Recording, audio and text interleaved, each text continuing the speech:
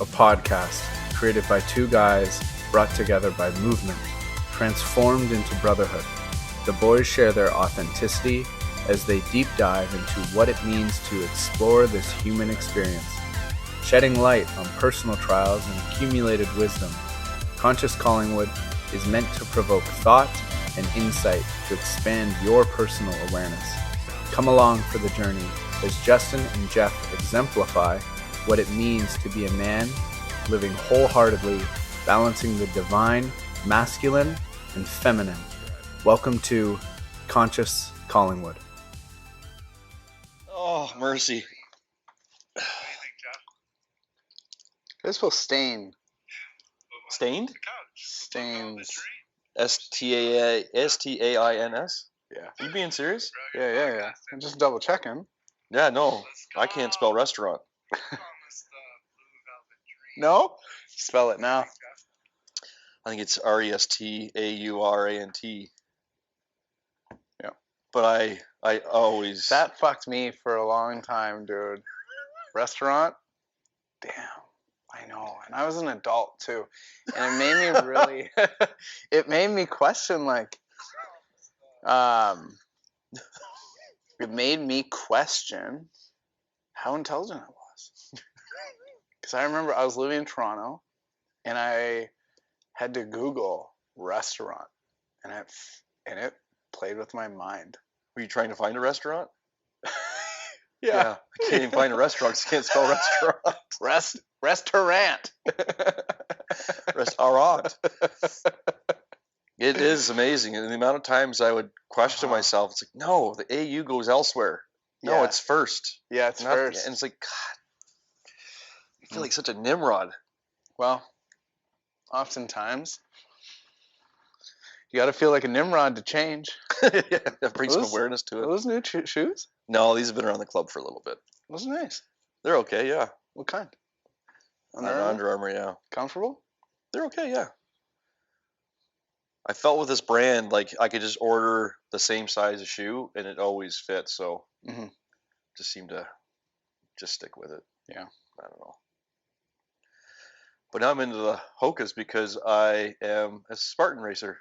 Seeking comfort. Yes. Yeah. Nice on the knees. Yeah. Like running on clouds, really. Yeah. Game changer. Sometimes you want to run on clouds.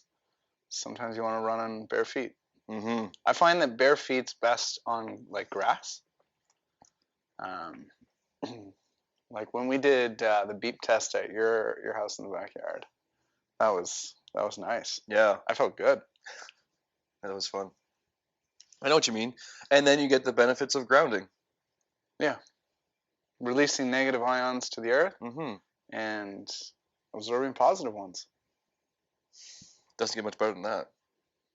Traction and releasing negativity. Yes. And you don't have these condoms on your feet reducing sensation. Yeah. Yeah. There's people now researching, like, just because it's synthetic material and this and that, and you're having this boundary between you and the earth, and it's just, to me though, it gets a little much.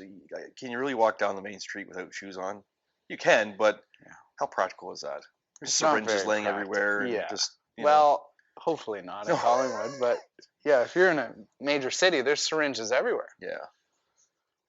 But it is amazing. Like, I'm sure you get that way with your feet. Where the fuck are we going with this conversation? But the start of this podcast. But the sensitivity in your feet, like they're protected so much that walking out on a gravel driveway or any sort of debris you might step on in the lawn in the summertime or whatever, it's just like they're just so sensitive. Yeah. And if you look at people that probably live a little more organically, whether that is a tribe or somewhere on earth, their feet are probably like leather. Oh yeah. They actually say that I read somewhere that even though we're calloused, you still have the same like sensory intake. So yeah, your feet can get more calloused from walking barefoot, but you're still it's same receptors, your hands, your feet, and your genitals. So lot to take in. Yeah. Lot to take in. Yeah. Oh, don't rub it too much. No, not the 10 was involved. I'm rubbing my hand for those that can't see. Jesus, jumping. Yeah. Sorry, he's rubbing his fingers. Yeah. I don't get too excited here. No, not yet. Yeah. Where are we going today, bro? I was going to ask you the same question. What's going on in Jeff's world? I don't know. What topic could we cover? External validation, the craziness of the world we live in. I'm going to shelve that one for sure. It's too crazy right now. Yeah. The only thing I touch on quick is some people that I came to follow during the last the craziness of the last couple of years. They're still so angry about everything, which is fair. But at some point, it's like you got to bury that quickly. Like life is happening so fast right now that if you're going to hang on to that resentment and that anger, I'm not saying it's not deserving, but it's going to hold you back. And I look at these people who not that I think any less of them now, but I have some compassion because they're just stuck in this energy. And it's just like they're winning. They've got you where they want you. And so I'm thankful I have this clarity. Not that I know everything, but I feel like I have this clarity that's like very obvious to me. It's like, no, you got to rise above this, and you got to dissolve these anger issues and all the trauma quickly if you're going to raise your consciousness and level up, because this will be over at some point. And if you don't work on yourself now, you're going to have a hard time, I think, once the dust settles. Maybe it'll never settle. I don't know, but it'll never settle. What clarity I found throughout this whole thing was there's always good and evil, and that's subjective. So just off the start, don't get too offended. It's just a perspective. But good and evil is always happening simultaneously, and we need both always. There's always, we need the polarity, and there's going to be everything in the middle. Yeah. So we only ever have the present moment. So if you're stuck ruminating on the past, that's going to build resentment, and sometimes you have to look to the past to prevent bad things from happening in the future. But how much are you now stuck in and controlled by a narrative or the past, and is it holding you back from effectively creating a better future? Yeah. I think where I derive a lot of clarity from is even something, and not to get on the whole Everlove rant, but this community that has been created through these groups of people and individuals, it doesn't happen if it isn't for the contrast of the last 3 years.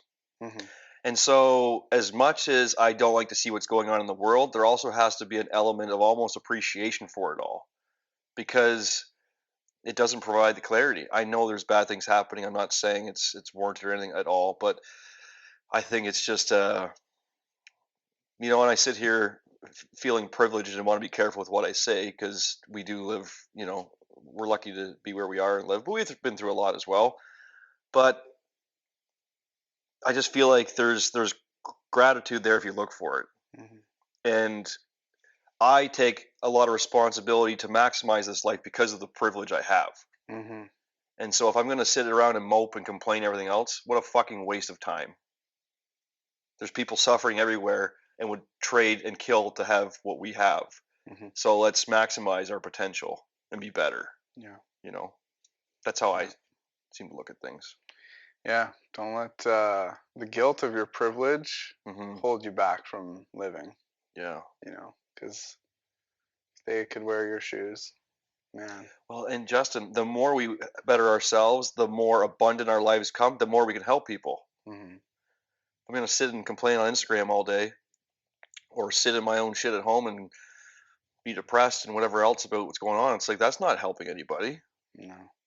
So the more I can level up and create an abundant life, the more I can help other people. So and be present. Yeah. There's so much happening right now. Yeah. I had a conversation. So I was the 9 other speakers that spoke out in Kananaskis in September. The one lovely lady there, Dom, she organized a Zoom call just to kind of have a chat about our different perspectives and what we learned and all that sort of stuff. So it was a fun call last night. And she was just sharing how, long story short, I'll paraphrase for her a little bit, but like how much she's just living in her truth and how much more aligned she's living her life. And she's just like, the synchronicities are coming left and right, and it's just everything's happening. I'm just like, it's just so beautiful to witness, because we're manifesting every day, good or bad, but we get to choose that manifestation. And that might physically come in 30 seconds, or it might be 3 years, but it's happening with our thoughts, right? That's what we practice in your classes and other meditations. It's, visualizing your higher self and your future self, and what do you want that to look like? And so it's just beautiful for her to round that out in conversations. Just like, her life feels like magic right now. It's like, well, that's what it's supposed to be once you get out of your own way and you surrender to what is and take the ups with the downs and enjoy it. You're directing your energy very consciously towards what you want. And manifestation is like, I think we almost have to define manifestation, because a lot of people think manifestation is woo-woo, because they're like, oh, you're just expecting things to unfold for you.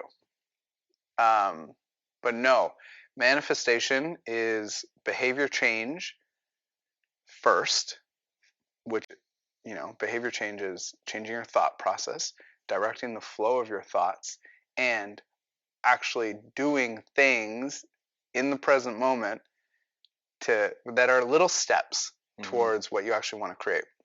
So if you're trying to, manifest a yoga studio, the first thing is, let's create a business plan. Business plan, great. And then maybe the next step's like, okay, let's see if we can get a mortgage for this yoga studio that's available. Oh, got the mortgage, great. Now we buy the yoga studio. Then what? Okay, we gotta, renovate. That's all steps towards creating this manifestation of this community that you dreamed of. And it takes a lot of hard work. Manifestation isn't sitting back and waiting for your life to change. Yeah. It's actually, and all those steps are very vulnerable and scary. And if they don't scare you, you're probably not dreaming big enough. Yeah. Because there's some risk to the reward. 100%. And I think for me personally, I get a little tired of hearing the word, just because it seems like it's such a buzzword and people use it to sell and everything else. But just listening to you speak there in that very simple example, manifestation really is just a byproduct of your actions and your thoughts. It's a byproduct. Yes. It's just the production of where you're putting your effort. It's just that simple. But for some reason, you're right that the word can have this woo-woo effect and whatever else. Because people in the practical world, because now I think we are educated in thinking very practically, very like analytical, very linear, and there's no room for, chance, where manifestation really isn't chance. It's you're directing the flow, and as long as you're living from love and creating, from love, it starts happening, because it multiplies. Well, I think where the woo-woo part comes from is just when the magic happens and you couldn't have ever perceived how it was going to happen. So you might have you had the idea for the yoga studio, you went to the bank, you have the business plan, and you think logically you're going this way, and then all of a sudden something out of left field comes and it's the right thing, and you're just like, whoa. Or another synchronistic event happens and you're just like, that's just too crazy. So I think that's where that, the term manifestation gets used to really describe that type of, like, you couldn't, as a human being, never imagine that was going to be the scenario. Yeah. And how it turned out so well. Yeah. And if we all take a breath and look back at our lives, everything is like just what we're talking about. When I look back and connect the dots, it's like there was no other way. And that's where my thoughts have been directed. And even something like the golf club, as silly as it might sound, I've always dreamed of owning a golf course or a golf club. Well, now I fucking own one, but it's just not what I thought it would be. Yeah. I thought it would be an outdoor grass green grass account. Yeah. And it might still happen. Yeah. But when I look back and kind of giggle, it's like, well, no, I've manifested. This is the byproduct of what I. Yeah. So it's beautiful. Yeah. Because it is what I wanted. Like when I look in here, it's like, this is me. It's my wife. It's our family. It's our community. It's just like, whew, and it's different. Yeah. And so it's pretty cool. So I giggle often. It's like, I want a golf club. Well, you have a golf club. Yeah. Golf club and a podcast studio all in one. Right? It's Yeah. great. Yeah. And so I like now that, again, things keep ramping up and life seems like it's cycling faster. And when I think about the future and stuff, it's like I can see the stepping stones towards it and it's just happening. And like you say, I'm just trying to stay in the present moment and enjoy it, but also visualize the future and remember the past for all the mistakes and the lessons and use those moving forward. It just feels like I'm running on the stepping stones. I'm not worried about, I got one here quick for you. So Alex, our friend there, was telling, so he's working with somebody and he used this metaphor about a race car, an Indy, F1 car, what the hell they're called. I don't know. Did I screw that up? IndyCar racing? We'll call it an F1 car. F1 car. I'm a car guy. Yeah. I'm lightly offended. It's okay. No. So the professional drivers, they're not worried about running into the walls. They're cutting corners, they're taking straight lines, whatever. And so he was just sharing the analogy. Someone who might operate from a place of fear is driving cautiously and worried about the walls and taking wide turns and everything else. Where if you are focused and driven and living without fear and confident in yourself and knowing that things are happening for a reason, you're just taking straight lines. And when he shared, I was like, wow, that's a pretty good analogy. I love that. You're racing. You're not living from fear, you're living in trust. Yeah. Yeah. It's pretty cool. Fuck, is it ever cool? Yeah, what a simple, easy metaphor to understand. And I think, my experience of growing up, there's a lot of fear projected on children, especially, being a wild child myself. If there was something to go wrong as a kid, it was definitely happening to me. But living in fear makes you really contracted. It makes you scared. It makes you go for the predictable. And the predictable is, predictable is fine, but it doesn't reap as much reward as when you shoot for your dreams or chase what you want in your life, because then you love what you do because you're just following your heart. Yeah. And I mean, that word vulnerability, it becomes a little buzzy too, but there's so much truth in that when you live vulnerably. Now you end up learning how to establish boundaries and somewhat protect yourself, but it takes a lot of courage to put yourself out there in a tough conversation, in a relationship that might be challenging, whatever, whether that's personal, business, etc., or coming up with a new business plan, a new idea. It takes a lot of courage and vulnerability to do that, and you might fail, but knowing that you might succeed, that's the goal. You have to chase it. And I know some older gentlemen, and this one guy in particular, he's been screwed over in business. He's made millions, lost it, etc. And he just keeps going, doesn't slow down. And now he's got this new product, and he's bought so much land because he's made so much money. He's investing differently now, and he's creating these assets and stuff. And it's just like, if you were to talk to him, he'd be like, it was worth it all. Every mishap, every lawsuit, every screwing over was completely worth it to live the life he does now, Yeah. So I reflect back on, like, I messaged you yesterday in just gratitude because we got a snowfall here in Collingwood, and it brings me back to thinking where I was in construction. I was like, fuck.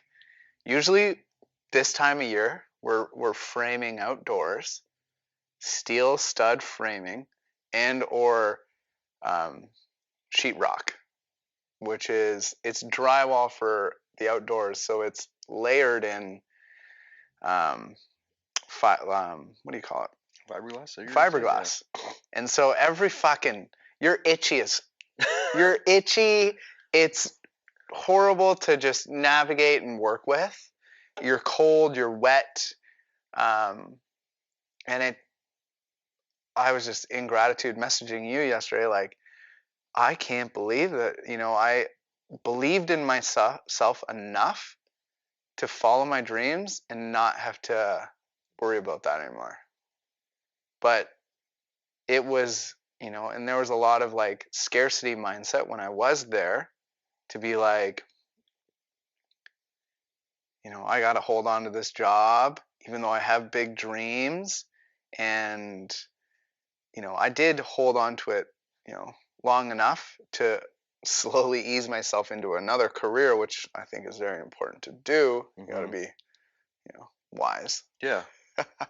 And strategic. I think as an adult, you got to take responsibility of your life. So it just brought me into this deep gratitude of like, my God, I believed in myself enough, and now look at where I am. I'm not worried about having to frame outdoors anymore, carry around these what felt like 20-pound boots. Yeah. In the winter, all day long. I hear you, brother. It's a grind. Yeah. And I think I might have followed up too. And it's like there's sometimes where there's an element of guilt or shame I have that I'm living the life I have, where I see others are grinding and again just working in the conditions you're describing. But then I also said, it takes a lot of work too and trust to take that leap of faith and do something. Not everyone's meant to be an entrepreneur. Not everyone's meant to be self-employed. It's tough, and it's not for everybody, right? And so there's also that balance. But for me personally, speaking to that, like I have to watch myself sometimes because I'll feel guilty that I'm doing a yoga class at 9:30 on a Wednesday when I feel like I should be out doing something. And then I catch myself going, but this is, to use the word manifest again, it's like, this is what I wanted though. Like 5 years ago, I wanted to be able to work hard enough to create this space for myself. And so by me not accepting that and appreciating it, I'm literally just saying, well, screw you, universe. Like I'm not truly being thankful. I know I am, but I think that's the conditioning and the programming of like, oh, you need to be grinding, whatever else. It's like, I get a lot done in 6 hours in a day, or even 4 hours. So what does it all mean? Yeah. I get more done in in a day than people might get done in a week. Yeah. So it's all relative. Yeah. But that conditioning of I use that example because it's hit me a few times. It's like, who are you to be in a yoga class at 9:30? You should be out there working. And the most important thing to do with that is look back at where that conditioning came from, parent, teacher, and then say, were they happy? Because we have preconditioned programs when we're children, like age 1 to 7. Our brain is just absorbing. We're in that theta state, and we have all these expectations that pull us actually away from enjoying the present moment and the hard work we had done to get to the place we are now. Yeah. So soak it up, dude. You made it, baby. 100%. And it's going to get better. And there's more work to do. Yeah. And it's not that you're not working hard. It's just different. It is. You're right. 100%. 100% accurate. And not to get too off topic, but when you're talking about conditioning stuff, I was having this conversation with Terry. He was even this morning. But on the topic of external validation. And I was just thinking about, our oldest Ella. She's, doing very well at competitive volleyball, and she's very competitive with herself. And it reminded me of myself growing up. And in my bedroom, I used to have a shelf around the top covered in trophies. Yeah. And I think I brought this up before with Tara, but she reminded me. But it hit me again this morning. I was like, I wonder how much of my conditioning came from myself when it comes to trophies and stuff. Like I literally slept in a room full of validation. Interesting. And it's a reflection, because again, I was sharing with the men's group there that last week I was dealing, I think, with some external validation stuff and whatever else and self-worth stuff. And I think this is why this came up for me. And I was just like, there's got to be something there that I've just got to maybe witness and journal on and just kind of reflect and just acknowledge, shed some light on it, because it literally was 2, if not 3, but 2 walls for sure, 10 feet by 10 feet lined in MVP trophies and fuck everything else. So where I'm going with this, actually, maybe I'll keep going with the topic. Keep going. So Ella's accumulated a couple things, and she has them in her closet, and she would like to hang them on a shelf and stuff. And Terry said, "I wonder if that's a conversation we should have, like if that's healthy or not."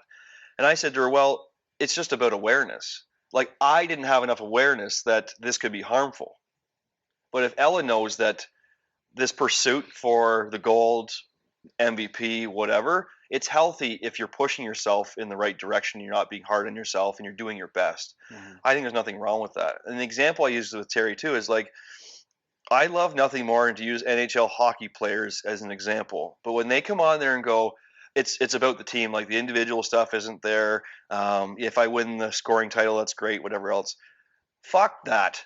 If you're telling me Sidney Crosby, Connor McDavid aren't grinding all summer long to be the top scorer in the league, the MVP, the Conn Smythe, which is the MVP for the playoffs, and every other individual award. And for the defensemen, it's the Norris Trophy. Goalies, it's Conn Smythe, or the Vezina. Point is, all these individual trophies for different players, if you're telling me they're not vying and grinding to win those, you're a fucking liar. Because those guys don't get as good as they are without pushing themselves to be the best and be rewarded at the end for something. So they just say that stuff to be modest. Yeah. But I think, and especially it seems like in the culture of hockey, there is that modesty. It's they shed it off and they said, no, it's for the team, whatever else. But I know deep down they're out there to win for themselves. And I think there's nothing wrong with that because it makes them the best in the world and the best in their team, and it pushes and motivates everybody else. But it has to be obviously a healthy relationship. Yeah. Yeah, as long as it serves you. Yeah. So all I have to say for me personally, I think I think there's some younger Jeff stuff that I'll have to look at, but just having some awareness around that external stuff, I think would have benefited me a little bit. But again, that's a life lesson for me to pass on to Ella and hopefully keep her path a little shinier than mine might have been, Well, it's definitely not going to be as shiny as yours. Yeah. Oh, and I had some first place ribbons. I think I've thrown most of them out, but some of them I've kept because they're accomplishments, and I maybe save them to rub them in the girls' faces, But do you actually? Oh yeah.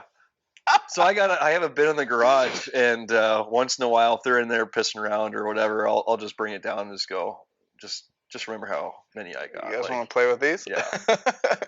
High school plackets and this and that and whatever That's else. So funny. it's funny. I had zero, anything, no trophies. Just some first place ribbons. I did pretty good in track and field until my legs stayed small and everybody else's grew. Well, again, your new endeavor is to accomplish a Spartan first. It's a quick little feat. Yeah. Yeah, I'm gonna get it. Yeah. I want to win something. Yeah. We're gonna play with winning this year. Yeah. Make it fun. Where do we go there? I like speaking about trophies and the ribbons and stuff. It's not totally important, but I think this stuff is a little important. We talk about a culture that gets participation rewards and all that sort of stuff. Like, I don't think it's healthy. Like, I think you need to suffer, right? And what comes up for me is like circling back to what we were talking about. The belief in myself and my ability got me to where I am out of construction and now doing what I love to do. But that was the hardest thing for me to grow. We were in a mentorship yesterday. We're mentoring two women to help teach strength in some other classes.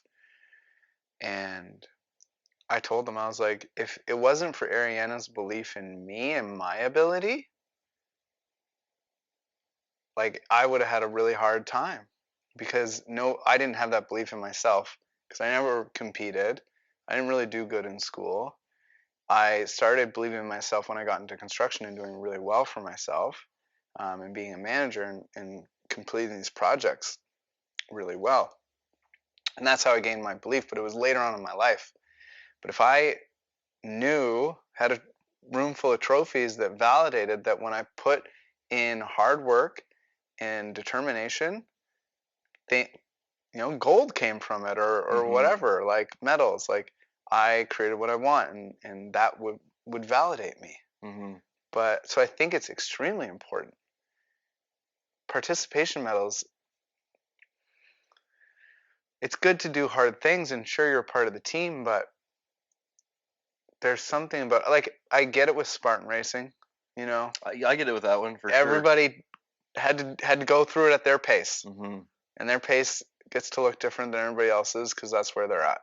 But I do believe that there should be losers. It's also a marketing thing too. Makes you losers are learners, really. Really.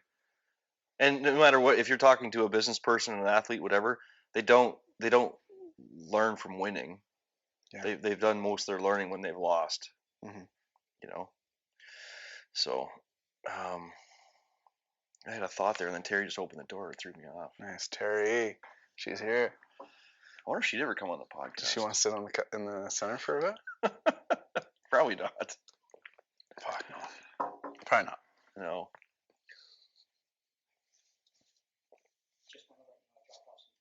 Yeah, sounds good. So you're all set to go, and then I'll see you next week. Okay. Switch it back to. Thanks, Carter. Thanks, bro. See ya. Take care, brother. That wasn't Terry. That's not Terry. It's Carter. Yeah. I wonder if Carter would come on the podcast. What I was wondering, this is a good conversation. Who do you want? Like, how do you want to bring people on to the podcast? So next week, we're having Dan Fotopoulos. He, co-owner of Everlove, started men's group. Now, I think he started with one group. Now he's got 4 groups. He also does Men's Growth Social, which is an event where we hit the Super Circle tonight. Raise money for good causes, like my friend's house. Yeah. And yeah, we have a Super Circle, which is the biggest circle yet. He's horrible with names, eh? Yeah. Super Circle. I wanted to call it a circle jerk so bad. I think he called the Men's Growth Social speed dating for a little bit. Yeah. Oh man, I was like, talk about scaring dudes away. Yeah. You just conscious conversation speed dating. They are good evenings though. It's awesome. Pretty cool, yeah. And he's very talented, and he went on he was gone for 10 days, but it was a 4-day vision quest where he didn't eat for 4 days. He was able to drink water, minimal equipment, tarp, and a sleeping bag in nature. So we're gonna get him on the podcast next week. And he was also unplugged for 8 days. Was it 8 or 9 days? 8 days. Yeah. He showed up to base camp, dropped his phone in a bag, and they didn't give it back for 8 days. So can you imagine that? That's alone itself a task. He said it was like unplugging from the Matrix. So we're really excited to get him on the podcast, but I'm excited to get some other people on the podcast too. Be fun. Yeah. So in asking, I think it's just we create our list, and Ariana's for sure. Oh yeah, we got big questions for her. Yeah. She'll have big ones for us. That's true. But I think, this being titled Conscious Collingwood, I think there's so many influential people in the neighborhood. I want to get your brother on. Yeah. I think Dan would have some good things to share. Human optimization. I got some questions for him. If he starts talking, we won't be able to. He's winded. That's okay. Yeah. I'll cut him off. Which is good. I'm just kidding. No, he's great. Daniel's got a beautiful energy, and he gets excited about conversation, so he'll be a firecracker for sure. Yeah. Let's do it. Yeah. It'll be fun. Yeah. Well, we have to figure out the furniture arrangement. That's kind of. Oh, that's easy. Yeah, it is easy enough. Maybe there is a way 3 of us sit on the couch. No. Too awkward. That's insane. Both our hands are on their shoulder. So what do you... Yeah, real intimate. Hilarious. Oh, mercy. I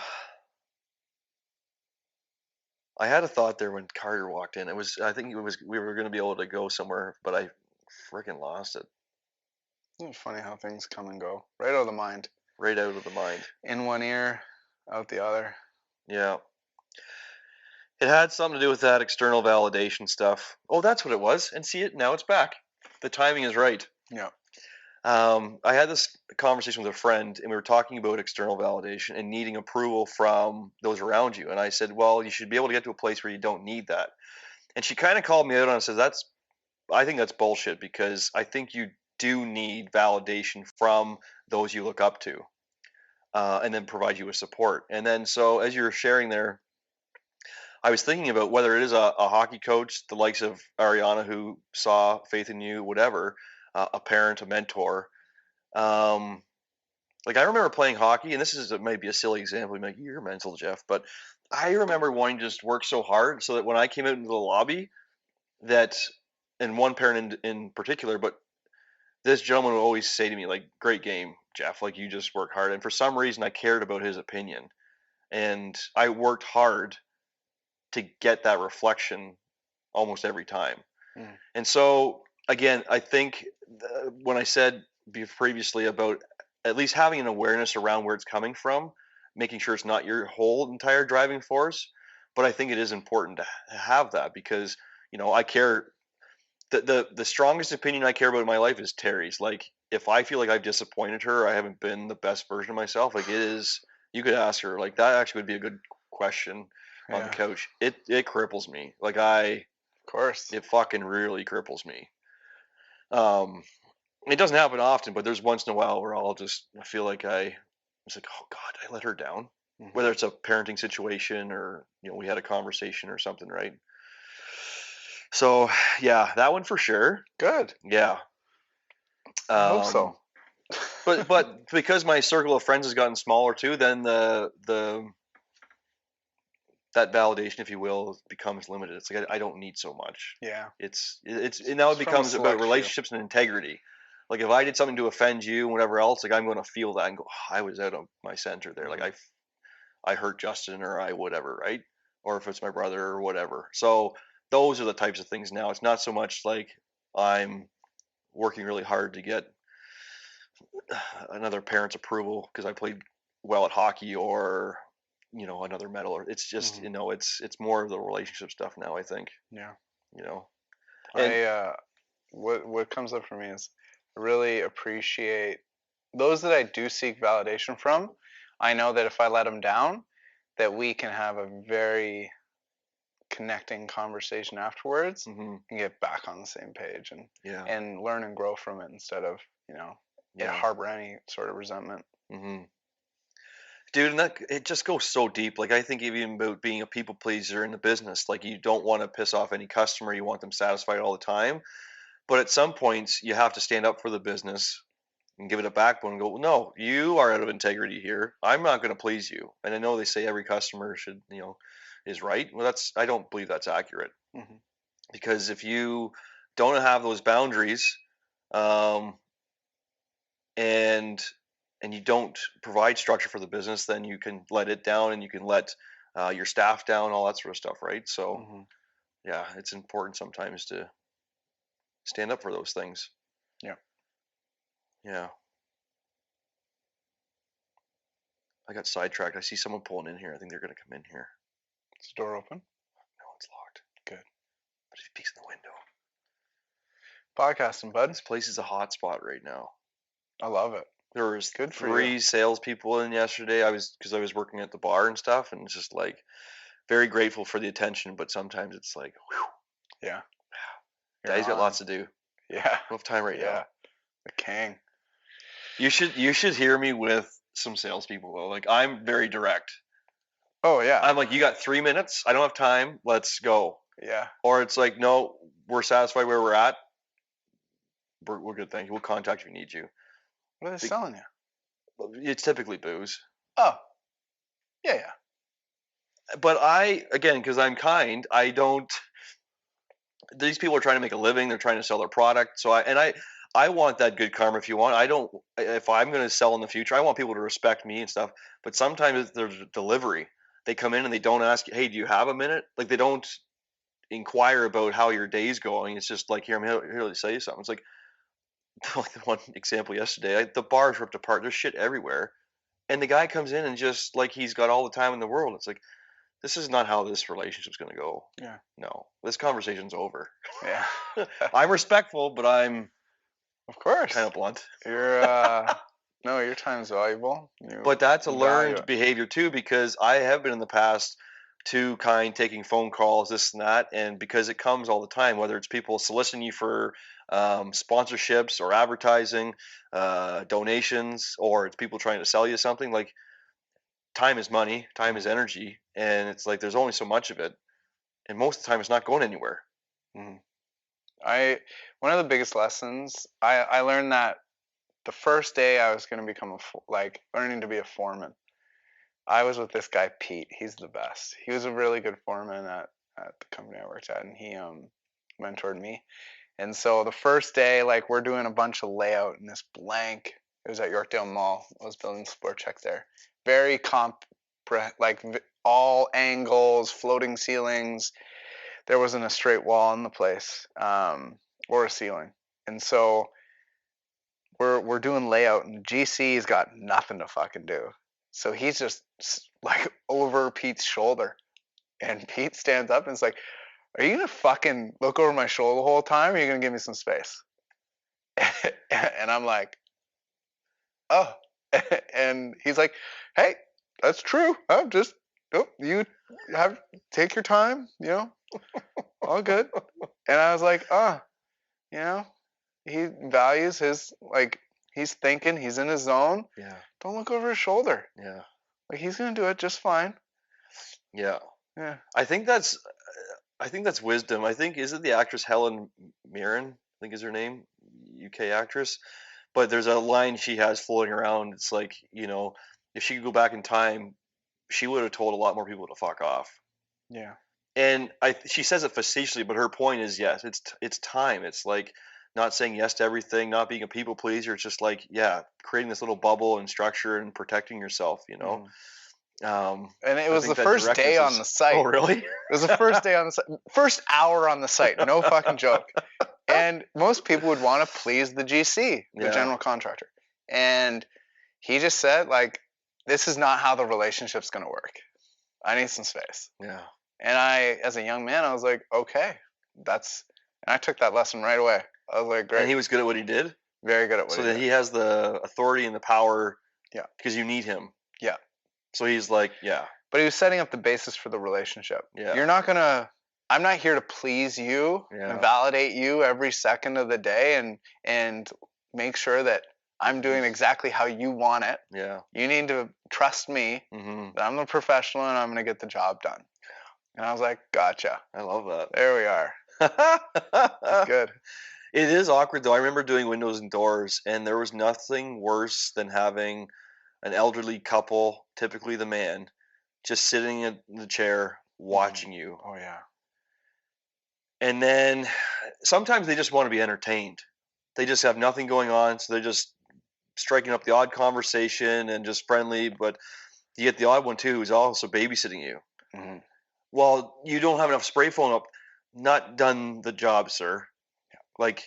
Let me finish the project, the installation, and then you can comment. You can go through everything with a fine-tooth comb. But until then, please, pleasantly. Because it's not that it's intimidating, but you're just like, I just need to get in the flow here, and then you're in the way, and then it becomes a health and safety concern too, because you're like, I got tools and drop sheets and a window and glass everywhere. I need you out of this space. Yeah. Oh, it's awkward though. It's just like, I know, but those are all the lessons you need to create your value system. Well, and here's one too. As I get older as well, when it comes to staff, marriage, children, anything else in life, it's all about communication. And as my mother told me many times, there's two ways to say something. And I think in that example you're using with Pete, he was direct but somewhat respectful. And, if I'm in a situation where I'm working for a customer inside their house, there's two ways of saying something.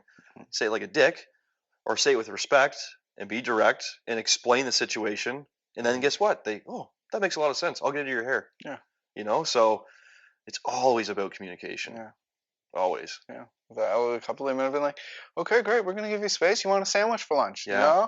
And that is the thing. Sure. When you're a kind person, They do feed you well.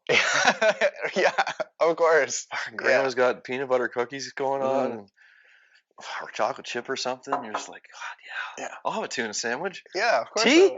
I'll have a tea. It's cold out. Sure. Yeah. Oh man, that's great. Yeah, good memories. Whew. But you're beyond that now. I am beyond that. Mm. What a journey. And there's an example too of I don't know if this is coming full circle or not, but talking about manifesting stuff. Like I would suggest I did 80. We'll use the word, so I'm modest, but 80% of the work here at the golf club: framing, details, flooring, tile, golf green stuff, obviously everything. Had some help along the way. Mm-hmm. But I can't do pretty much any of this if it isn't for that 2-year hiatus from golf in learning how to do windows and doors, bend aluminum, soffit, fascia, cladding of windows, caulking, framing, understanding, some general understanding about electrical, language around any trade. Like I can't do any of that if it isn't for my layoff from the golf course, going to work for a window and door company for 2 years, getting established with a truck and trailer, learning those home trades, if you will, and then applying it to my own home, but then also to this business. Mm-hmm. It blows my mind sometimes, those stepping stones, because in the moment you're like, where's this going to lead me? Like, I don't know what I'm doing right now. And I look back and go, it happened absolutely in perfect order. Mm-hmm. It couldn't have happened any more perfect. And now, because we do have plans to expand one day, and I've done enough work and gained enough knowledge from this experience that now I can GC the project. I mean, I did GC this one, but with a little, intimidation because I don't know as much with certain things. Mm-hmm. But now it's a lot more, I feel like I have a lot more confidence and just communication skills. As simple as that is. Yeah. Or not as simple as that is, but it is as important as that is. Mm-hmm. I think I've really improved in that arena. And so, like, I'm looking forward to the next endeavor because I'm just better equipped from all the past experience. Damn right. It's awesome. Yeah. And I got to build the yoga studio I work at. Right? Think about that. Oh my God. The life experience. Yeah. And I like having, it was all meant to be. Yeah. I was meant to work with my hands. And do you have this mentality? So there's a couple people that came in when I was putting up the bar shelf and do other stuff, and they're like, "You're pretty handy, eh?" I'm like, "I can do a few things, yeah. I'm pretty lucky and blessed, I guess you could say." Because some men are just like, I can't do anything, and it flabbergasts me. I don't know how you don't know how to use a drill or even swing a hammer or anything. It's very interesting. Yeah. But I have so much appreciation that I feel very well-rounded. I'm athletic. I can move my body. I can keep up with most sports. But then I can also do a lot of just general tasks, a lot of home improvement stuff, whatever else. And because I'll once in a while in the past, I've compared myself like, God damn, it would have been nice to be a golfer or maybe the hockey player or something, right? But it's like no offense, but I would suggest that they're pretty one-dimensional because they've mastered one task at the highest level you can achieve. But what's their skill set in other areas? Yeah. Do you know what I'm saying? I'm sure you get that sense. Like you can move your body. You can do all the stuff I just described, but then you can also, I was at the health food store yesterday, and she was the woman behind the counter was saying, "Oh my goodness, how could anybody have predicted this? Like I don't even have my snow tires on. How about you?" And I was like, "I put them on last week." And she's like, "Oh, you can do that kind of stuff?" I'm like, "Yeah, I wanted to learn how to be capable. I didn't want to have to rely on others, and I think I did actually seek external validation because one grandfather was a carpenter, my other was a farmer who just did it all, and then my brother, he worked like to get through college, concrete, construction. So there's always a validation piece of like, I'm just going to get into drywall and construction and carpentry and do well at it. So I learned a lot, but also like as a kid, if your grandpa's a carpenter, you're fucking hammering nail. He just tells you, here's a basket full of nails and here's a piece of wood. There's no choice. You know? And he might whack you if you don't. Yeah. Yeah. So you learn pretty quick. But I like being capable of many things. Yeah. And work hard. Yeah. Yeah, I'm very fortunate I was exposed to that stuff. Like my dad was always tinkering in the garage and cutting shit and doing stuff. And so I was exposed to a lot of that stuff. And then having a job at the golf course at a young age, just witnessing the older guys do things and just having a job that provided lots of access to different opportunities and tasks and things. And everything from raking a bunker to changing the change out of a pop machine, and everything. It was just, so just life experience adding up. I think the most important lesson that if any young person is actually listening to this podcast is I never went into any situation expecting I knew how to do it. I always learned from, I was always good at like picking out, okay, this is a wise person, but I learned from everybody. I just took, I never said that I knew how to do something until I knew how to do it, or was technically the foreman. And I always asked like a lot of questions, learned how they did it, and learned by, from wisdom instead of thinking I knew best right away. Yeah. And that was my greatest accelerator. Yeah, I know exactly what you're talking about. I think one of my greatest skills is just having a level of common sense. And I think that's derived from being an observer. Because, whether I was working at the golf course or when I was laid off a couple times, I'd work with Terry's dad was a carpenter as well, so I'd be on job sites with him. But yeah, I never talked. It was always just observing and anticipating the next move. Okay, he's done this once or twice now. He's going to do it again. He needs this material, or he needs this supply, or he needs this cut at this length. And so you start trying to think like someone else is thinking. So you're right. It's like, shut your mouth. That's the lesson. And just witness and observe and take it in. Yeah. Because there's so much to learn when you just quiet. Yeah. Quiet down a little You're bit. just quiet and listen. Because here's one for you. So like having a couple university students work for me over the years at Ike's Turf, my pet peeve is when you would give them some direction and they'd go, yeah, I know. And it would happen once or twice, and then we'd have to have a conversation. Well, first, you don't know. Yeah. So what I need you to say is okay. Yeah. But it's their insecurity. Yeah. They're maybe not feeling adequate, or just I want to make sure I feel like I know what I'm doing. So I know. It's okay that you don't know. It's okay you don't know. Yeah. And I need you to say okay instead of okay, yeah, I understand. Because you're really not paying attention, because you just fucked up 3 times after I told you to do it this way. So you really don't know what you're doing. I know. So, but that was, that's funny that thought just came to me. That was a pet peeve of mine. I used to, and then it became a bit of a joke because I was aggressive enough with it at times. And not that I knew everything. Trust me, I learned a lot about communication through having young workers and all that sort of stuff. But the memories. Yeah, I was a young foreman. I was a foreman at 23, and I learned real quick. Ask if it's an older gentleman. I say, "This is what we have to do. How would you do it?" And then if they say something that's a little bit different than what we're supposed to do, I'd say, "The prints say this. I think what you said is great. Are you cool if we do it this way?" And then they're like, "Yeah." And they feel like validated. Smart, I'm not ruffling an edge, thinking I know better than someone that's been in the trade forever. Yeah. Because I watched young foremen try to be the man on the site. And I was like, that doesn't work. Yeah.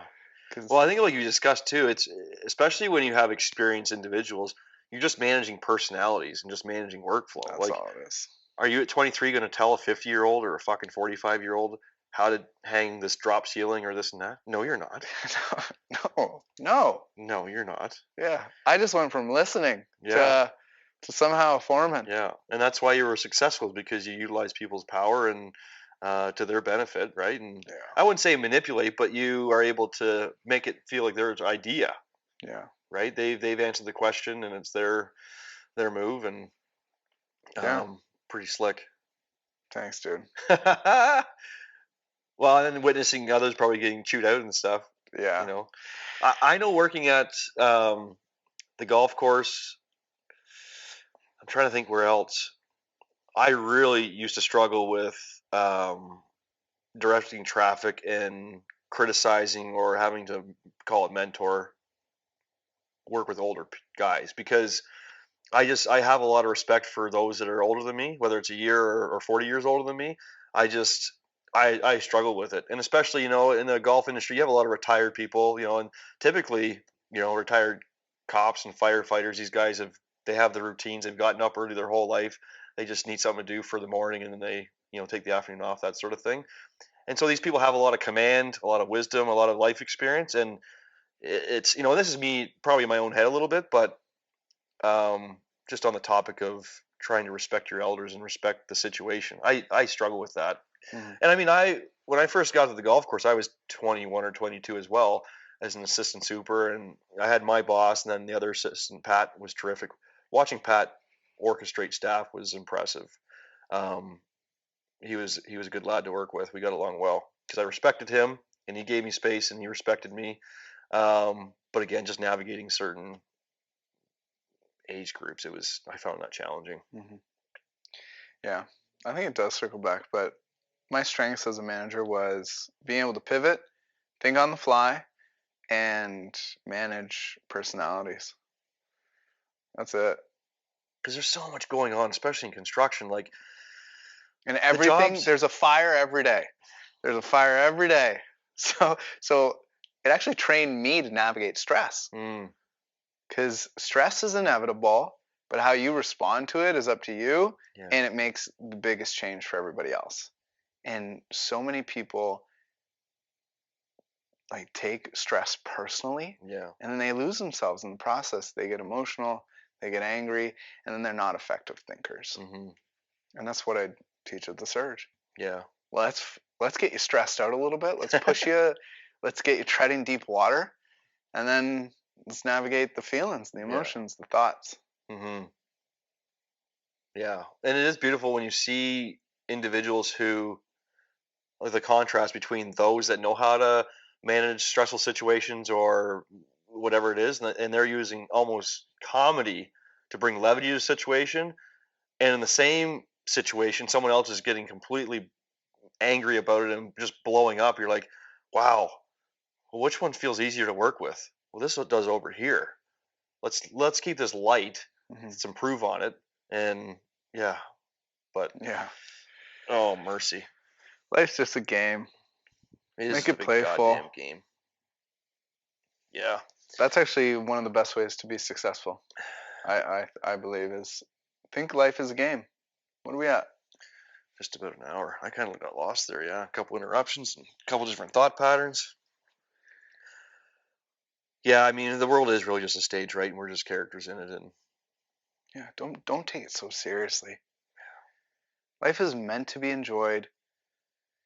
I think in my experience, a lot of people get lost in trying to be somebody for somebody else. These expectations, like external validation, can go wrong when, you're just like, I'm going to become a banker because my dad's a banker and he did well, and he always expected me to fulfill his shoes, and I actually fucking hate it, and I wish I was a yoga teacher, or something like that.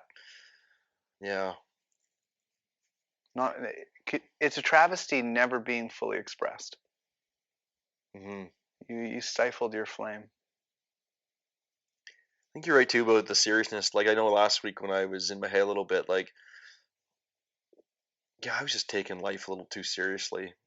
And what I struggle with is sometimes knowing that and having the perspective of how much gratitude I should have and whatever else, but you're just in your head enough. And so I'm still working very hard on trying to find that immediate tool just to relieve myself from it. Not escape it, but it's like, I know better than this. What can I do to snap myself out of it? And is it physical movement? Is it journaling? Is it, I don't know, laughing, finding something to laugh at, something on YouTube, or I don't know, something quick, a meme, I don't know, but sometimes, and that's just because for me personally, it's like, yeah, I probably could have done some of those things and just laughed it off. I'm like, yeah, you're taking this way too seriously, dude. You're sharper than this. Well, the funny piece about it is, it's like a hangover. Mm-hmm. You can never snap your fingers and think it's going to go away, or watch a funny video, or do something like move your body. It takes time regardless. Yeah. It's a part of the human experience to feel the highs and the lows and get sucked into things that feel overwhelming. Mm-hmm. But your ability, the window shortens. It's a window. If you can, I think you said this the other week, but your ability to navigate the hard days, or when you get into a rut, the window's smaller and smaller. It happens, but you're able to come out the other side a bit quicker. But it's your participation in understanding that you're in the situation you're in and how to move past it. Yeah. It'll come in time, but there's never a miracle pill. Well, in addition to that too, it's the pattern. Like I recognized a few days after, I go, well, this is a pattern for me. This has come up again. And so I think shedding some light on that will help dissolve the pattern. Mm-hmm. And so if it does come up, I can collapse that time. Like, oh, I can get to this a little quicker. Like, you know what I mean? So, because I'm creating new pathways and recoding myself and erasing, if you will, that old pattern and creating the new one. Mm-hmm. So having that awareness is fun. Yeah. And sometimes you wrote it yourself. Sometimes you got to break down to break through. Mm-hmm. Yeah. Yeah. What did you share the other day at Circle about the slingshot? Oh, personal development is a slingshot to propel you forward in your life. But it feels like when you're in the low, it's like, I'm so far away from how I want to feel. But really, you're just being pulled down. Yeah, exactly. Yeah. And we got to get you as far back when it's so intense and you can barely fucking stand it any longer. Yeah. And then boom, baby, we're going. Yeah. Just fucking buckle up.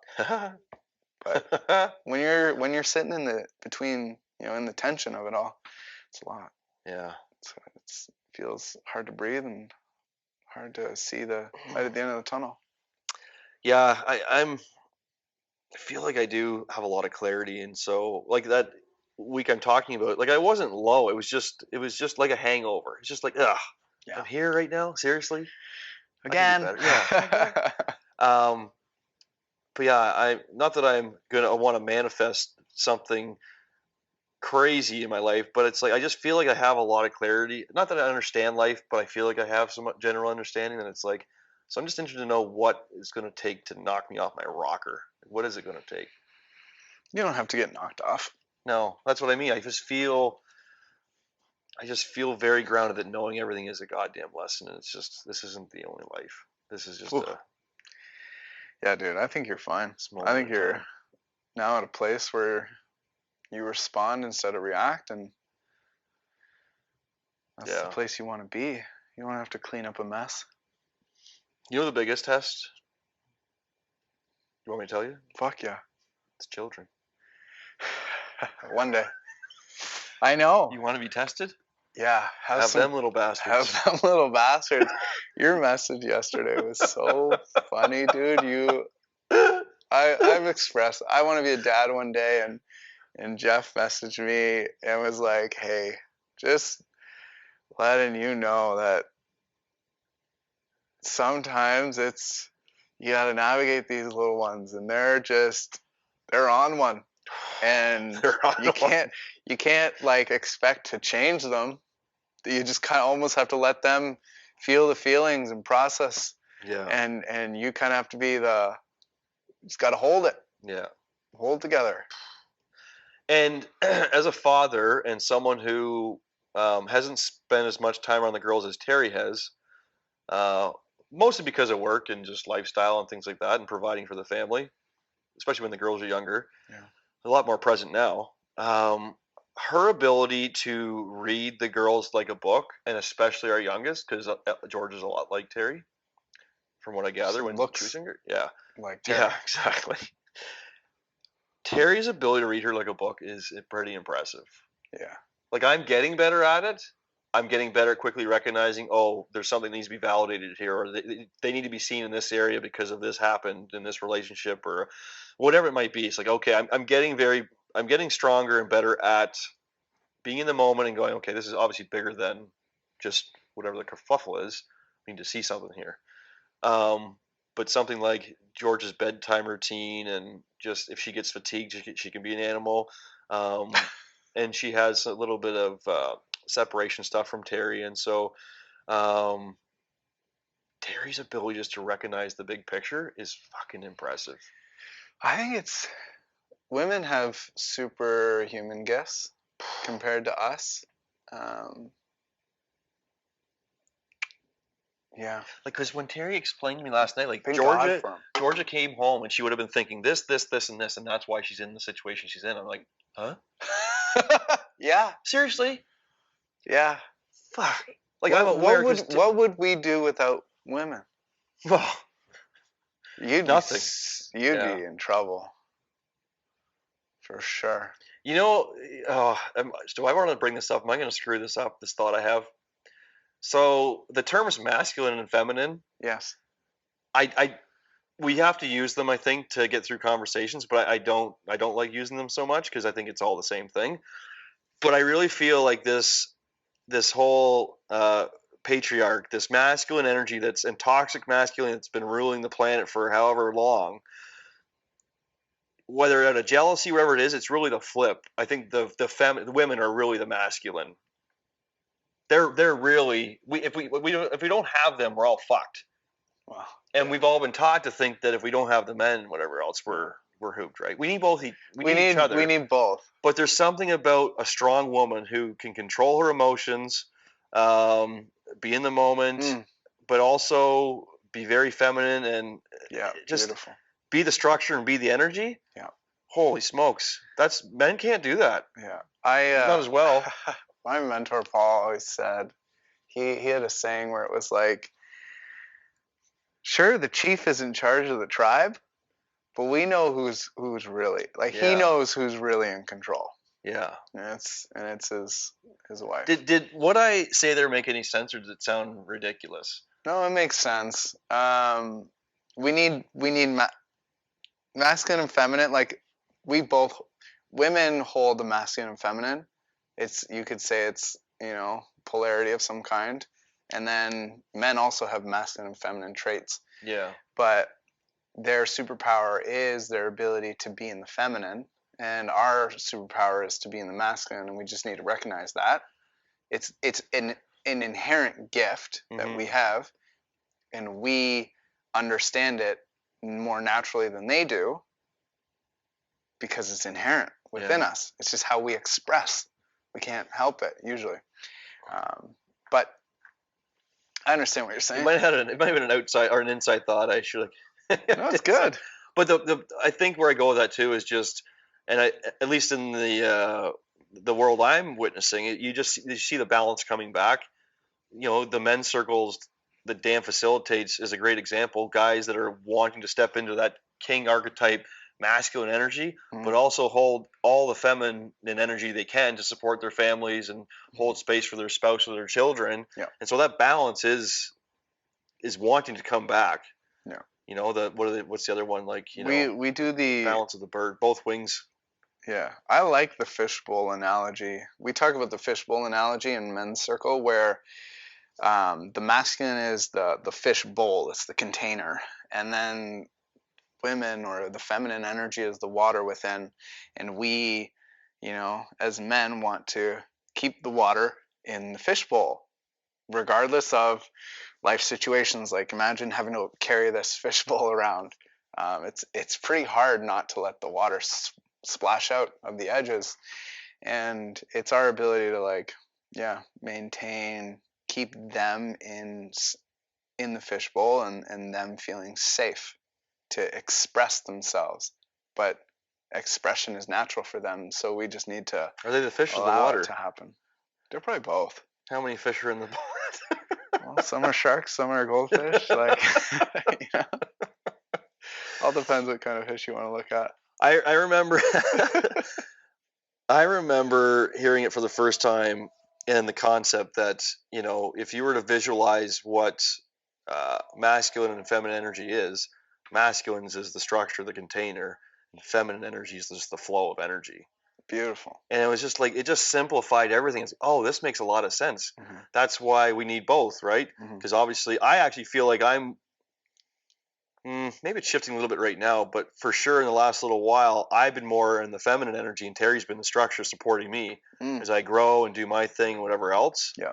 And then vice versa. There's been times where I've had to hold that space for her, so she can, feel herself and transition from her one job to another and just do that energy, right? Yeah. And then it's day-to-day stuff too. It's like, if I need to vent or rant or share about something, she's there being the structure, and vice versa, right? So it just, I forget where I would have heard that, and sorry I can't reference it, but I was like, oh, that makes so much sense. And that's when two become one. Yeah. In a common dream and goal, and then you dance between the two. Yeah, it's a good Spice Girls song too. Dude,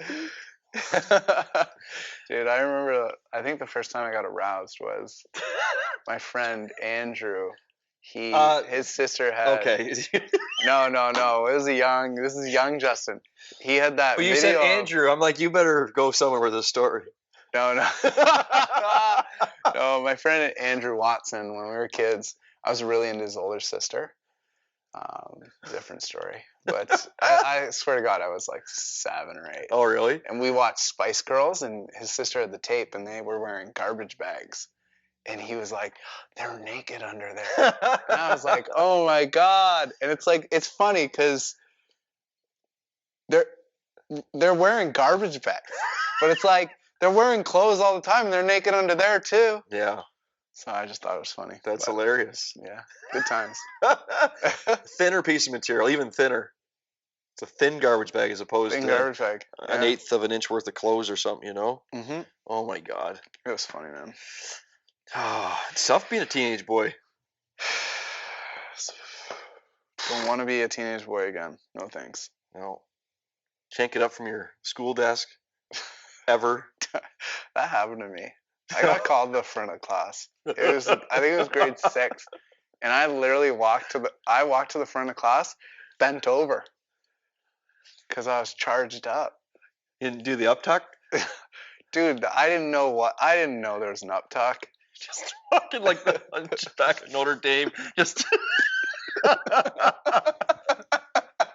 Yeah, dude, it was embarrassing.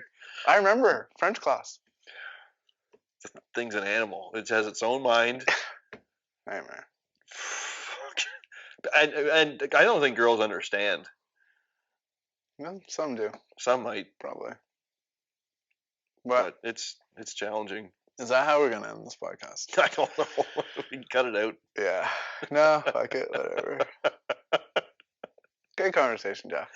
It was. Okay. You know what was beautiful? We didn't talk about anything. We were just sat on the couch and just started talking. I think we talked about shared some beautiful thoughts. Yeah, my bladder's about to explode, so. Yeah, I got stuff to do. We have a big day tomorrow. Big day tomorrow. Party. You have a big day. I'm coming to enjoy. Thank you. Yeah. Pleasure, bro. All right, that was fun. Yeah. Ending literally, it was fucking embarrassing, dude. Just pinching a tent, walking to the front of English class. Justin, come get your test. No. No, I can't. I'm sick. I don't feel good right now. Thank you for being with us. We love recording these podcasts. If you know anyone who would resonate with today's episode, we would be grateful if you would share it with them. If you have any questions or comments, do not be shy and reach out. We would love to connect with you. Until next time, be well, love yourself, and live consciously.